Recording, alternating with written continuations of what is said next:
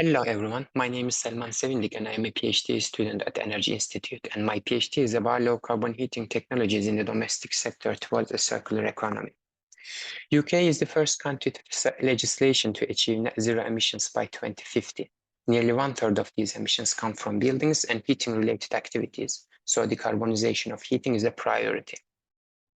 Small islands are isolated areas, so they are facing economic stress because of high energy imports.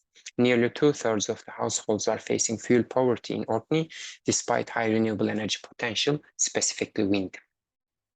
So, focusing on decarbonization of heating at the island level help to analyze the current trend of electrification of heating and potential future scenarios towards a circular economy.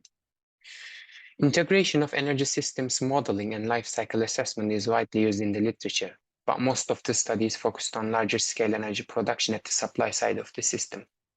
Also, national targets on decarbonizing heating require strong commitments. However, a holistic approach considering not only the end user side by investigating archetype level savings, but also system thinking with achieving macro level targets is missing. Therefore, this study aims to create a comprehensive integrated methodological approach to support the UK's net zero target, and Orkney is selected as a case study. The heat pump uptake scenarios have been assessed through a life cycle assessment of heat pumps utilized in the domestic sector, an energy system modeling to optimize the performance of an air source heat pump coupled with a thermal energy storage tank, a building stock model of Orkney's domestic sector to understand the housing stock condition.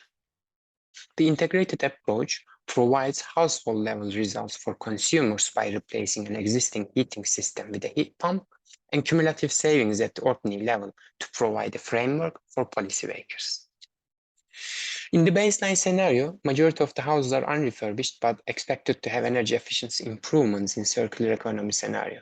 This will create a reduction of 16% in energy demand and 80% in supply. 97% reduction in greenhouse gas emissions is expected. Circular economy standards for the production of heat pumps, including the use of secondary materials and greener production lines, are required to reduce the remaining emissions because they are coming from the manufacturing phase.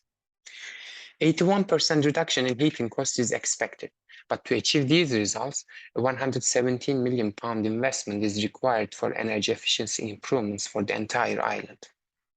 This comprehensive manner is fundamental to create a holistic approach to reach the net zero target while observing other negative consequences. So all aspects of energy, environmental, and financial benefits could finally be achieved. Thanks for listening.